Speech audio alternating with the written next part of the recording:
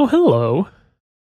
What's going on, everybody? My name is Mario. This is a channel all about amusement park type stuff, but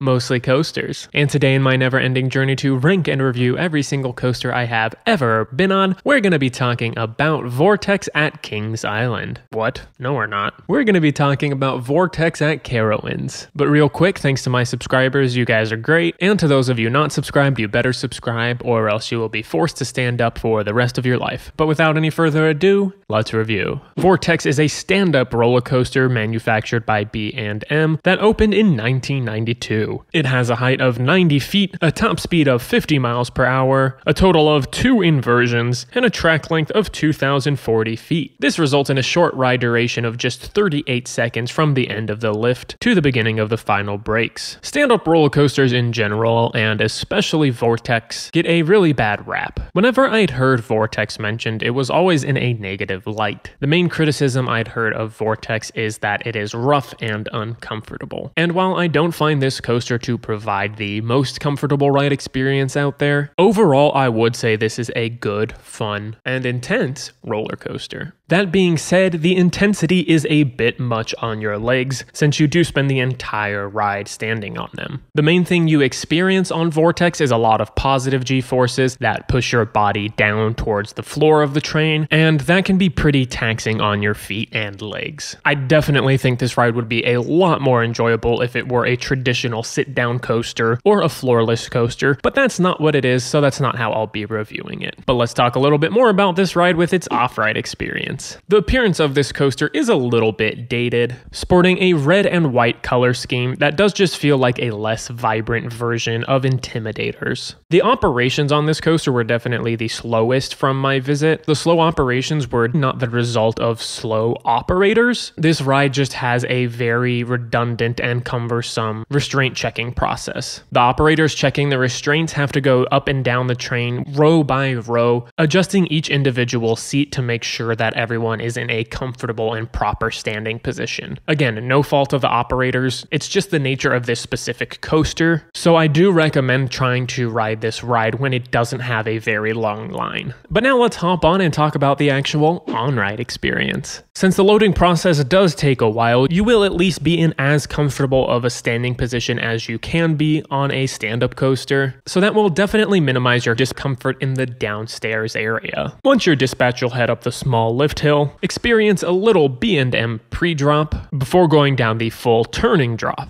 And by the bottom of this first drop, I noticed that this coaster actually rolls on the track relatively smoothly, so I was kind of surprised by that because I had heard that this coaster is rough, although there are a couple of moments where you run the risk of hitting your head on the over-the-shoulder restraints. After the first drop, you head into the vertical loop, which provides an enjoyable amount of positive G-forces, which are sustained all the way through the turn that follows the loop, and this is where your feet and legs are definitely going to start to feel a little tired. Or maybe you guys have stronger legs than I do. I don't really work out, so maybe it's just a personal problem. The transition from right to left and dropping turn that follow provide an enjoyable small amount of whippiness, throwing your body side to side, which is fun and exciting, but you do run the risk of headbanging. You then head into an upward helix that starts off with sufficient banking, but slowly unbanks as you reach the end of the element. This provides a decent amount of lateral forces, pushing you to the right side of the train, which again is exciting, but potentially uncomfortable. You experience even more positive G-forces through this element, although those let up the more that you slow down. You then dip into a corkscrew that is by far the whippiest part of the ride, and this is the only part of the ride where I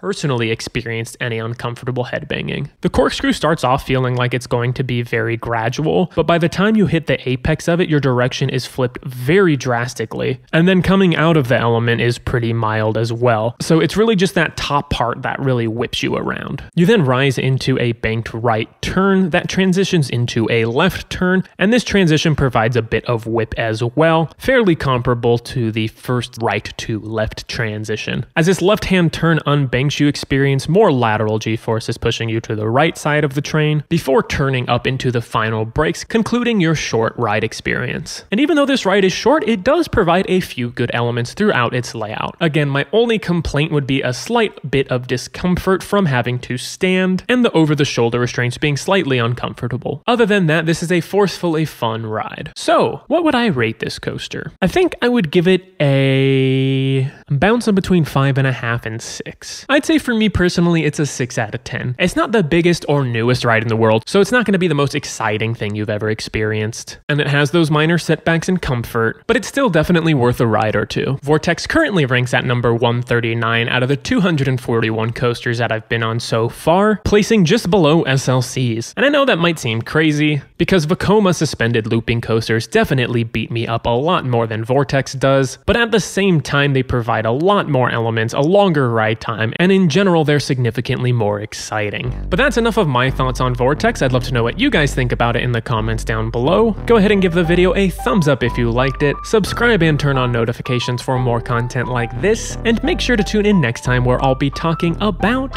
whatever this wheel lands on.